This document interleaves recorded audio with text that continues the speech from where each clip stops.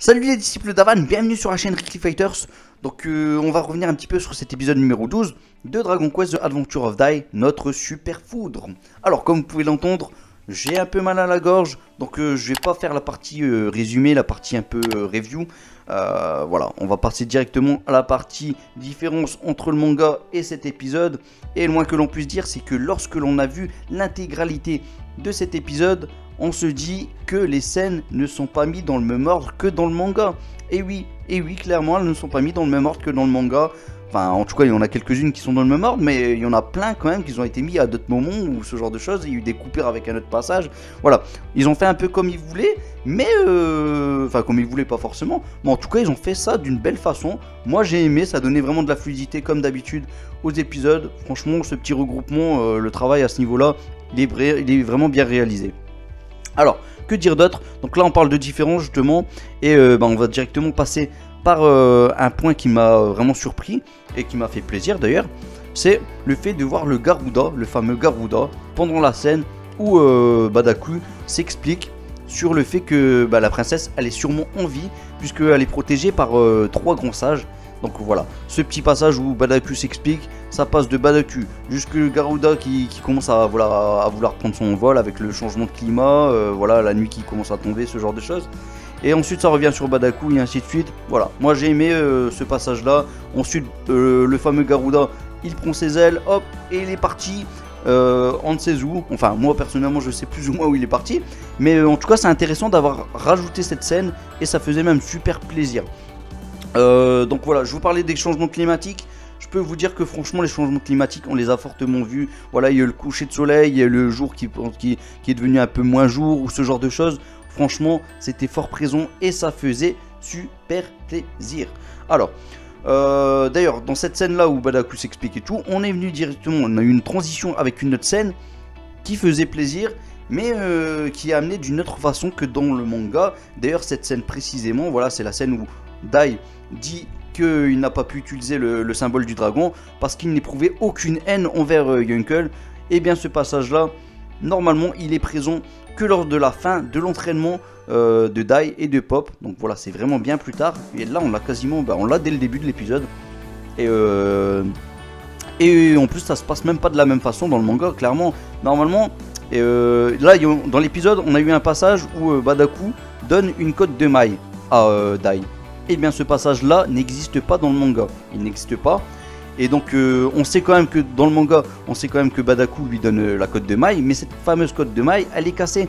Et donc à la fin de l'entraînement, je vous parle vraiment du manga là, à la fin de l'entraînement, Dai il est occupé avec sa cote de maille à essayer de la réparer. Et c'est à ce moment là que Dai il dit qu'il n'a pas pu utiliser le symbole du dragon parce qu'il n'éprouvait aucune haine envers Yunkel. Voilà. Donc ça c'est ce petit passage un peu différent. D'ailleurs en vous parlant de Badaku, moi j'ai adoré les dessins, tous les dessins qui ont été faits de Badaku, les différentes pages que l'on, enfin les différents, voilà, l'animation, tout ça. Franchement Badaku était vraiment bien réalisé. La voix, le seiyuu était formidable, faut le souligner parce que voilà, c'est vrai qu'il vient qu'à peine d'apparaître. On l'a eu en fin de vidéo, en fin d'épisode numéro 11 la dernière fois. On l'avait pas assez entendu. Là, franchement, son côté comique à lui était fort présent. Lui qui était prêt à aller se fighter un petit peu avec Yunkel et compagnie, et l'armée de l'immortel quand même. Faut le souligner. Moi, j'ai kiffé, j'ai kiffé. Et que dire d'autre? On va passer directement à la partie un peu choquante quand même. Une partie qui était fort attendue, j'imagine. Et puis bon, ça fait plusieurs épisodes qu'on en parle. C'était nos petites craintes. La fameuse petite scène entre la discussion de Mam envers Yunkel, voilà, Mam qui essaye de rallier Yunkel à leur cause. Et puis bon, c'est un peu normal, Yunkel, pourquoi tu t'en prends à des êtres humains? Voilà, t'es un petit peu du même peuple quoi, enfin t'es un peu, voilà, du même son, j'ai presque envie de dire, de la même race. Et voilà, elle a essayé de le convaincre, tout ça, parce qu'en plus, elle a utilisé les bons arguments. C'est vrai que Brutus, Balthos, pour ceux qui préfèrent, c'est vrai que lui, quelque part, il avait quand même une bonne éducation envers son fils, donc Yunkel. Il lui a inculqué des bonnes choses, des valeurs, ce genre de choses. Et finalement, voilà, par exemple, ne pas frapper les femmes. Et voilà, c'est l'une des choses que Brutus lui a appris. Et bien, Yunkel, voilà, il agit différemment de l'éducation qu'il a eue de son père. Donc voilà, elle a essayé de lui donner tous ces arguments là, mais c'est pas passé, c'est pas passé. Et dans le manga, ça n'est tellement pas passé que Yunkel lui a donné une bonne petite gifle, et ça on l'a vu. On a vu Mam se prendre la gifle, elle est tombée par terre. Alors que là dans l'épisode, on nous a montré la scène dans le couloir. Voilà, ça se passait dans le couloir. On a vu quelques petits soldats de l'armée des immortels qui étaient là, occupés à écouter tout ça. Et d'un coup on a entendu une gifle. Je vais faire le bruit de la gifle, c'est obligé. Voilà, je me suis donné une gifle rien que pour que vous entendiez le bruit de la gifle. Et donc ce fameux bruit, on l'a entendu dans le couloir. Donc voilà, ça s'est passé un petit peu différemment. Et ensuite dans l'épisode, on est revenu sur la scène où finalement Mam, elle était au sol, elle était déjà au sol. Donc voilà, on n'a clairement pas vu le coup. C'est vrai que c'est une scène très choquante de base. Et voilà, moi j'avais des craintes, j'en avais discuté avec d'autres aussi en commentaire. Et voilà, on avait vraiment pas mal de craintes. Quelque part la scène elle a quand même été tournée. Et puis c'est normal qu'on avait nos craintes parce que voilà, c'est une scène assez violente. Il y en a qui pourraient comprendre la scène de travers, alors qu'en fait c'est une scène vraiment qui montre plus la violence plutôt que le fait qu'il y a de la violence en fait, tout simplement. Enfin bon, soit on a eu la scène, moi ça m'a quand même fait super plaisir. Avec une musique extra géniale, avec une harpe, voilà, un instrument que j'adore, la harpe, c'est magnifique. Vraiment un instrument génial, voilà, qui met un côté un peu harmonieux, ce genre de choses. Et là franchement la musique était top, la scène était vraiment bien réalisée, et puis finalement il y a eu une coupure à ce moment là, je trouvais ça plutôt pas mal. Voilà, elle a reçu la gifle, ça a été coupé. Ensuite on revient sur l'entraînement de Dai, et ensuite on revient sur Adlar qui va venir, ce genre de choses. Bon, la partie Adlar on s'en fout un peu, si ce n'est qu'on apprend quand même que lui il se demande comment ça se fait que Crocodile n'est pas là, déjà une chose, mais en plus il dit à Yunkel que voilà, il y en a beaucoup de l'armée qui s'inquiètent un petit peu pour son cas, parce que c'est vrai que déjà c'est un être humain, que c'est le disciple d'Avan, et il y a surtout Fladzar qui s'inquiète pour lui, voilà, Fladzar, le fameux Fladzar. Enfin bon, soit. Donc on va commencer à parler maintenant de la deuxième scène un peu choquante, enfin celle qui craignait un peu hein, de base. C'est la scène où Gomechan sort de la poitrine de Mam. Ça s'est pas passé de la même façon, Bon, il y avait une petite musique sympa derrière, mais sans plus quoi. C'est pas non plus la musique méga top.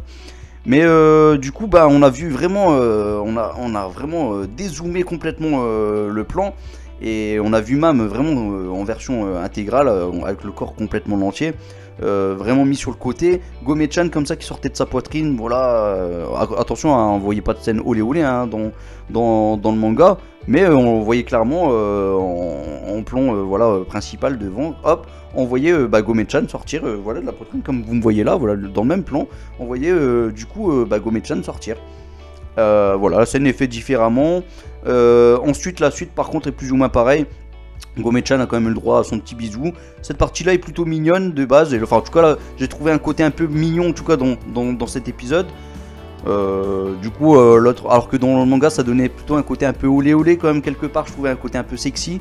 Et ouais, non, du coup, ça a amené un peu différemment.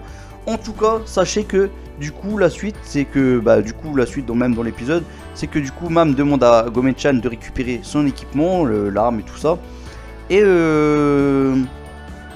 quand même, ça durait un peu plus dans le manga quand même malgré tout, parce qu'on voit Gomechan y aller complètement récupérer l'armement. Voilà. Bon, c'est pas le cas. Et du coup, Mam, elle s'enfuit en utilisant Merami de sa cellule, et tant mieux. Alors maintenant, on va passer peut-être aux scènes un peu comiques, un peu drôles que l'on a eu dans cet épisode. Et qui était d'ailleurs présent, parce que là maintenant je pense que voilà, tout le reste est plus ou moins présent dans le manga, il n'y a pas de grosse différence ensuite. Donc voilà, les scènes plutôt drôles. Il y a déjà l'armée des immortels qui court auprès de Pop et de Dai. Bon, il y a eu la fameuse momie qui était derrière, il a fait flipper un peu nos deux héros. Et la scène est un peu tournée différemment quand même dans le manga malgré tout, il faut quand même le dire. C'est que Pop normalement ils sont censés avoir une grosse bouche de canard comme ça. Voilà, un peu comme ça. Là, il a pas vraiment la même tête, mais en tout cas, il flippe, et Dai aussi flippe. Et ensuite, ils ont couru un peu partout, voilà, et finalement, ils ont été piégés, ils ont été à être amenés à devoir y aller vers le Colisée, chose que Yunkel avait demandé à ses soldats de devoir faire, justement, de les amener vers cet endroit. Alors, ce côté-là, moi, j'ai kiffé, c'était plutôt drôle. Ensuite, qu'est-ce que l'on a eu de plutôt sympa? Le côté mignon, le côté vraiment mignon entre Gomechan Et Mam, je kiffe. Franchement, il faut le souligner parce que Mam, déjà, se retrouve d'ailleurs dans la scène qui n'a pas été spécialement censurée, je trouvais. Celle où ils sont dans un passage un peu étroit là pour arriver vers le coffre. Donc je trouvais pas qu'elle était censurée. Mais une fois qu'ils sont dans le coffre, le côté un petit peu machiavélique de Mam, ou sa façon de parler, voilà, de dire bah ça se pourrait que c'est un monstre le coffre, voilà, parce qu'on sait que dans le monde de Dragon Quest c'est des monstres hein, parfois. On va prendre un trésor et finalement on doit combattre un ennemi. Voilà. Et bah du coup sa petite tête un petit peu machiavélique comme ça j'ai kiffé. En plus Gomechan sur le coup qui flippait, lui il avait peur, c'est qu'une petite boule, c'est qu'une petite goutte hein, voilà, un petit golden slim quoi. Et normal qu'il a peur. Et moi j'ai aimé ce côté là, j'ai aimé cet humour là. Le passage aussi où Pop dit que bah, dans l'épisode précédent bah, il avait peur de pouvoir devoir combattre Yunkel, il avait peur parce que voilà il avait tout tenté pour essayer de le combattre mais rien n'arrivait, hein, Yunkel était trop fort. Et bah, du coup il a dit que malgré tout il avait songé à prendre la fuite mais qu'il ne l'a pas fait parce que voilà quelque part il savait quand même qu'il avait des amis à protéger. Et quand il a dit qu'il avait des amis à protéger, il a dit qu'il avait Mam à protéger. Et ensuite Dai, il l'avait mis en deuxième position. Dai lui a bien fait la remarque, lui a dit ah, tu dis que moi je suis en deuxième position, c'est bizarre ça. Et donc du coup, Pop lui il est en train de rougir. J'ai kiffé ce passage, c'était vraiment drôle. Quel passage encore était drôle. Franchement je trouve en termes de comique on a été complètement gâtés hein. Le passage où Zabuera se fait carrément attraper le coup, bam, je te fais éclater dans le mur. Il y a une petite phrase quand même plutôt sympa quand même qui est présente dans le manga qui n'était pas présent là dans cet épisode. C'est que normalement Yunkel dit à Zabuera que s'il continue encore il va le transformer en osselet. J'ai trouvé ce passage plutôt sympa et plutôt drôle. Enfin bon, voilà, en termes de comique, voilà, vous avez compris, moi j'ai kiffé. On va parler maintenant de l'animation. L'animation, il n'y a pas eu une grosse animation non plus dans cet épisode. Il y a eu des points un peu négatifs. Je vous parle directement du point négatif, ce qui m'a un peu embêté, on va dire. C'est en début d'épisode où il y a eu un autre moment aussi, je ne sais plus réellement c'est lequel, mais j'avais souligné. C'est en début d'épisode, là où au moment où il y a Morgu, il avance comme ça avec Mam dans ses bras. Enfin, c'est la momie qui tient Mam, peu importe. On a un plan sur Morgu qui avance et là c'est juste un PNG qui bouge comme ça. Voilà, regardez, imaginez ça fait ça. Maintenant il y a l'arrière-plan qui lui fait juste un zoom. Je vais vous montrer comme ça, je vais lâcher le micro, attention. Donc voilà. Donc là c'est Morgu ici et là derrière ça va être le paysage qui gigote, qui se dézoome. Alors, hop. Voilà, vous m'avez compris. Je trouvais ça un petit peu trop simpliste, mais bon, peu importe, ils ont fait quand même quelque chose de passable, mais bon, c'était un petit peu simple, on va dire. Sinon, l'épisode en soi était pas si vilain, il n'était pas non plus extraordinaire, mais sinon, il y a eu des bons passages quand même que j'ai kiffé, c'est notamment les esquives avec la petite tresse, enfin la petite tresse avec la sorte de fouet de Yunkel, voilà, qui vient de son crâne là. Nos amis Dai doivent esquiver, Dai qui fait des petites galipettes, c'était quand même assez bien réalisé. Derrière il y avait aussi Pop qui a dû esquiver aussi la même chose. Et du coup là j'ai trouvé ça plutôt sympa, surtout que en plus Pop nous faisait différentes têtes, voilà, qui faisaient plutôt rire. Ça faisait plutôt, ouais, franchement je trouvais ce côté là plutôt comique. Et ensuite bah, ils étaient fatigués, voilà, et puis voilà, franchement c'était pas mal.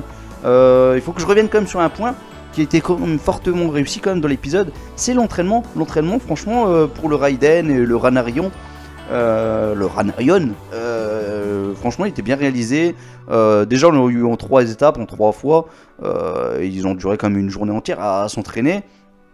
Le Pop qui a pris quand même son courage à deux mains et qui s'est réveillé de bonheur pour pouvoir essayer d'apprendre ce sort, c'est magnifique. Il y est parvenu.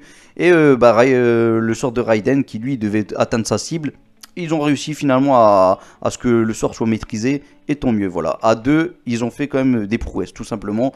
Et on a vu le côté un peu fatigue, ce genre de choses, avec le coucher de soleil. En plus, la musique, oui. Alors la musique, on a une sorte d'accordéon, avec une sorte de cornemuse comme ça. Moi j'ai kiffé, franchement la musique était vraiment cool. Là on était dans la bonne ambiance. Ensuite voilà, à la fin du training ils étaient carrément, ils avaient les pieds à plat, et puis Badactu qui vient les récupérer. Voilà, c'était beau, c'était propre, et avec la musique on était complètement dans l'ambiance. Moi j'ai adoré ce passage. Attention parce que j'ai fortement critiqué cet épisode, je vais pas vous mentir, lors du live réaction sur la chaîne Masenko Reaction. Mais voilà, derrière je revois l'épisode et il faut le dire, hein, quelquefois quand on dit des bêtises, eh bien oui, lors du live réaction, c'est vrai que moi j'entends pas trop bien, enfin j'entends pas très bien le son, donc les musiques, tout ça. Et quand on entend tout, finalement on peut changer parfois d'opinion sur un épisode. C'est ce qui vient de se passer. Et finalement, dans l'ensemble, j'ai quand même plutôt adoré cet épisode. Du coup, nos amis en tout cas, en termes d'animation, il y a aussi l'assaut de Dai, voilà le fameux assaut, il va combattre Yunkel, voilà, il commence à foncer, hop, il sort son épée, il la dégaine, il saute, bam, il donne des coups dans tous les sens, du Yunkel qui frappe comme ça par-ci par-là, il met au tapis Dai. Il y a eu un petit moment drôle d'ailleurs à ce moment-là, hein, Dai quand il a essayé de donner un coup de pied sur le casque, sur la tête de Yunkel, bah il s'est fait mal au pied, il a fait aïe aïe aïe aïe aïe, ça rappelle un peu le côté Sangoku, le côté peut-être un petit peu Sangwan quand il était petit aussi, où il se faisait mal. Et voilà, encore un moment comique que j'ai kiffé. Et de toute façon on va revenir un petit peu sur ce passage là je pense ensuite, parce qu'il faudra parler de l'évolution quand même des personnages de Dai et de Pop. Mais bon, on en reparle juste après, après les points négatifs, parce qu'il y aura des points négatifs aussi à dire. Et donc que dire d'autre en termes d'animation? Bah voilà, je pense qu'on a tout dit. Il manquait quand même une fameuse réplique quand même au moment où Yunkel arrive au Colisée, voilà, il se présente plus ou moins, même si on connaît déjà le personnage, hein, peu importe. Et bien normalement on aurait dû entendre parler d'un fameux combat qui a eu à l'époque de Adlar, voilà, il y a de cela une quinzaine d'années, où il y a un fameux combattant qui avait combattu dans cet endroit, dans ce Colisée, et cette réplique n'y était pas. C'est bien dommage, parce que quelque part maintenant ils sont en train de faire un spin-off là dernièrement, je crois que le premier chapitre est peut-être sorti, je ne l'ai pas encore lu ni quoi que ce soit, je ferai un live réaction prochainement sur ça d'ailleurs. Il faudrait que je trouve déjà le chapitre au complet vraiment, en tout cas il faudrait vraiment que je fasse des petites recherches, mais bon peu importe, ça c'est la petite aparté. Mais du coup cette scène peut être présent, le fameux combat là précisément peut être présent en tout cas dans le spin-off, donc voilà, c'est pour ça aussi que j'en parle, ça pourrait être sympa en tout cas de l'avoir. Que dire d'autre encore? Du coup on va peut-être parler des points négatifs, mais avant toute chose, voilà, là j'ai envie de parler de Riku Sanjo quand même rapidement. C'est que cet endroit, voilà, c'est un Colisée, et Sylvano, c'est vrai que voilà, en commentaire, j'ai eu un commentaire de Sylvano qui m'a dit mais en fait, est-ce que cet endroit n'a pas été inspiré du film de Bruce Lee, La Fureur du Dragon? Parce que dans La Fureur du Dragon, le combat final, c'est Chuck Norris versus Bruce Lee. Voilà, Bruce Lee, la grande légende, hein, vous le connaissez tous. Et ça se passe dans un Colisée. Donc est-ce que cet endroit n'est pas inspiré? Je vous pose la question également. En tout cas moi je trouvais son commentaire assez pertinent, et je trouvais ça plutôt sympa d'ailleurs que tu en as fait part aussi. On va peut-être parler des points négatifs. Donc tout à l'heure je vous parlais peut-être de l'animation un peu simpliste à un moment. On a aussi les personnages en début d'épisode. Là j'ai vraiment pas aimé, je vous le dis honnêtement, j'ai vraiment pas aimé. Les personnages ils parlent vraiment au début d'épisode, hein. Ça a quand même duré 2-3 minutes, hein. Mais les personnages ils parlent blablabla. Là on avait vraiment l'impression qu'il y avait un décalage de son ou ce genre de choses. En tout cas les voix ne concordaient même pas avec la bouche qui gigotait plus ou moins. Et c'était bien dommage. C'était bien dommage, et j'étais un petit peu triste de voir quand même que voilà, en 2020 on arrive encore à voir ce genre de choses, sachant que l'animation et tout, il y a quand même d'excellentes choses dans Dragon Quest. Et là voilà, de voir ça, ça m'a un petit peu attristé en tout cas. Chose encore un petit peu décevante aussi, j'ai eu 2-3 passages, et d'ailleurs je vais vous mettre voilà, la petite preuve là à l'appui, hein. C'est où l'on passe d'une scène, enfin un personnage va parler ou ce genre de choses, et la scène suivante on voit que finalement les deux scènes, les deux plans vont même pas concorder l'une avec l'autre en fait. Par exemple on aura une première image, je vais être là en train de parler, et dans l'autre je serai carrément déjà abaissé. C'est pas logique. Donc voilà, les petites transitions entre ces deux passages, entre certains passages, voilà, c'est un petit peu raté complètement. Je trouve ça dommage. Que dire d'autre? La fin d'épisode, je suis un peu déçu quand même. Déjà il y a toujours une coupure dans les épisodes, et là la coupure est venue rapidement. Ça veut dire que moi je m'attendais encore à avoir une bonne partie d'épisode. Finalement il restait quoi, 5 minutes derrière, 5, 6, 7 minutes. Alors que normalement c'est en moitié d'épisode qu'on fait une coupure. Bon là peu importe, c'est pas une grosse critique, je m'en fous un peu de ça. Mais du coup l'épisode est passé vraiment plus vite que je le pensais. En tout cas arrivé à la fin de l'épisode, on a eu le fameux Raiden qui a touché Yunkel. Et là ce qui était dommage, c'est que c'est passé trop vite. C'est vraiment venu en un clin d'œil comme ça. Bon, vas-y Pop, c'est à toi de faire ton petit Ranarion, prépare-toi. Alors, Ranarion, et l'autre directement, Raiden, ça a été fini. Franchement, 20 secondes, c'était fini. Enfin, encore, je suis gentil avec les 20 secondes. Ça a même pas duré 10 secondes, ça se pourrait.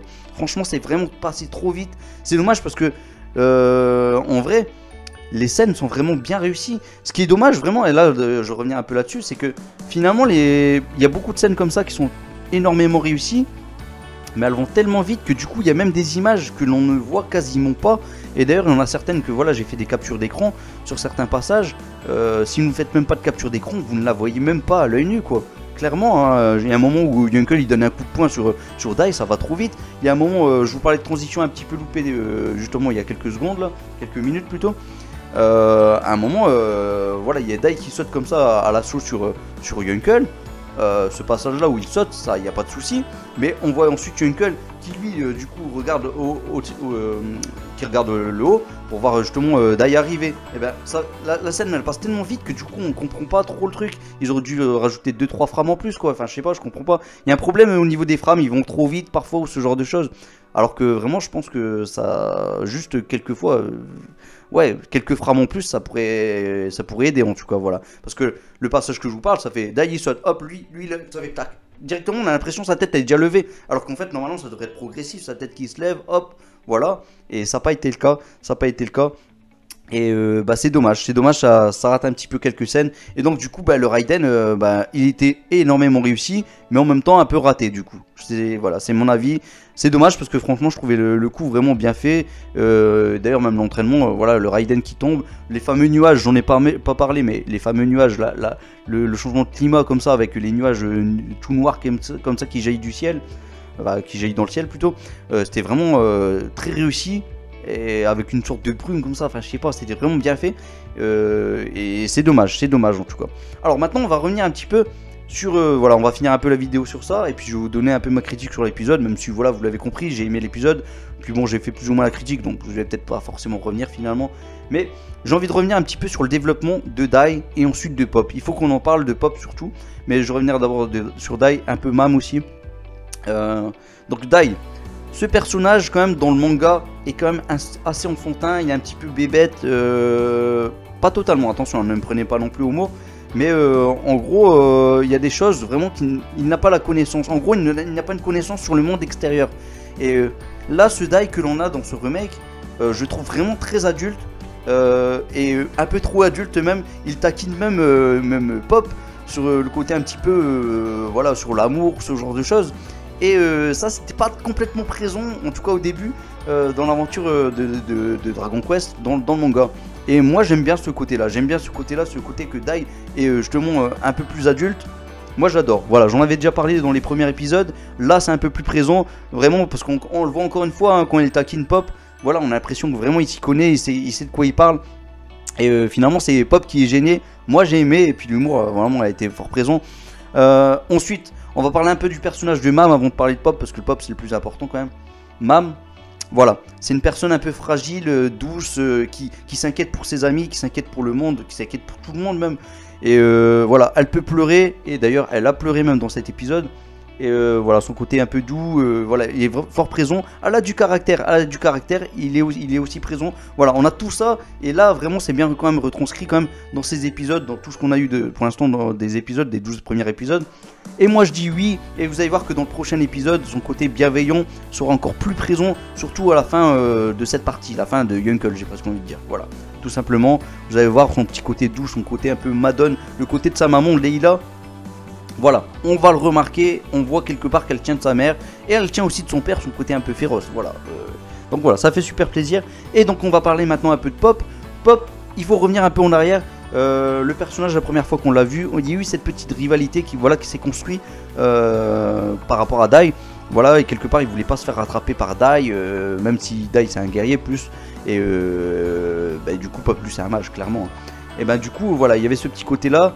Maintenant ça a bien changé, on a eu Pop entre deux qui fuyait, Pop maintenant qui commence à prendre de plus en plus d'assurance, et vous allez voir que ça va se développer de plus en plus, et ça c'est juste incroyable, la façon dont c'est mis en œuvre, même dans ce remake, franchement c'est assez bien fait. Donc qui prend de plus en plus d'assurance. Là, dernièrement, Pop, il a encore changé de comportement, tout en restant le personnage qu'il était de lui-même. C'est ça qui est top, parce que là, il se réveille tôt le matin, il va pour s'entraîner à essayer d'exercer son sort. Bien sûr, il a réussi à l'apprendre. Et voilà, maintenant, là, il vient en tant que quasiment que sensei sur le coup, parce qu'il dit à Pop, enfin à Dai, il lui dit, bah voilà, j'ai une stratégie, maintenant il faut la mettre au point, et voilà, ils font tout ce qu'il faut pour pouvoir la mettre au point. C'est plus le même Pop, et avant Pop, il faut pas l'oublier aussi dans les premiers épisodes, ça l'embêtait de se mettre au travail. Là maintenant, il se met à apprendre par lui-même et clairement ça fait super plaisir. Ça c'est du Pop qui évolue, c'est du Mam qui évolue, c'est du Dai qui évolue. Et le Dai il est un peu différent de ce que l'on a eu dans le manga. Et moi j'aime bien son côté à lui. Je pense même que je préfère le côté à Dai que l'on a dans le remake que celui que l'on a eu peut-être dans le manga. Même s'il y a quand même un côté un peu enfantin quand même, le rappelons-le. Le côté où genre il s'est cogné le pied contre Yuncle. Enfin où il a frappé Yuncle et s'est fait mal. Voilà, c'est son côté un peu bébé, mais qui fait plaisir. Et ça, c'est un côté qui était présent aussi dans le manga. Donc voilà, ils ont quand même pas mis de côté malgré tout ce qui était présent dans le manga, mais ils ont donné un côté un peu plus adulte en tout cas. Voilà, je pense que j'ai parlé, j'ai dit plus ou moins tout ce que j'avais à dire. Le petit Adlar aussi, hein, il faut pas oublier non plus les ennemis malgré tout. Le côté Yuncle qui voilà, n'a pas peur de faire face quand même à Adlar en se disant de toute façon lui je vais l'exterminer plus tard, voilà, je vais montrer que c'était qu'un faible et que c'est de sa faute que lui, de sa faute à lui, que son père est mort, que Brutus est mort, voilà, que Balthus est mort. Et voilà, j'adore le côté Yuncle, que Yuncle aussi a son comportement à lui, et voilà, là clairement il nous montre que Yuncle a son côté à lui, voilà, ça fait plaisir. Voilà, je pense que j'ai assez parlé. Finalement, je dis bien finalement parce que voilà, c'est vrai que j'avais mal jugé cet épisode. Finalement, l'épisode est vraiment bien. Voilà, vraiment, j'ai kiffé. Et le prochain épisode annonce du lourd. En tout cas, moi, je kiffe ce que j'ai pu voir. C'est vrai qu'il y a beaucoup de CGI de ce que l'on a pu voir. Le Blue Tsuku Raido, ce genre de choses. Mais moi, je vais kiffer. Ça va être un épisode complet où on aura des révélations, on aura de la tristesse, on aura de l'émotion, on aura des nouvelles techniques. On aura tout ce qu'il faut et puis je pense qu'on va en finir voilà, avec la partie Yuncle.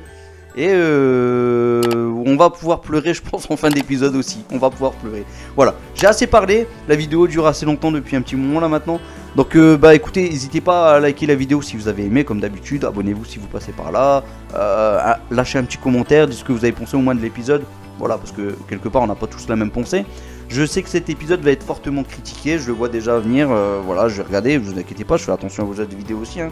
Pas parce que je fais des vidéos que je ne regarde pas les autres chaînes, je regarde la chaîne de Jefonce, je regarde la chaîne des disciples d'Avan, je regarde la chaîne de Léo et Max, voilà, je regarde un peu tout le monde, il y en a encore d'autres à qui je suis abonné, bon, j'ai cité les meilleurs là sur le coup, mais en tout cas, sachez que voilà, je regarde encore d'autres vidéos.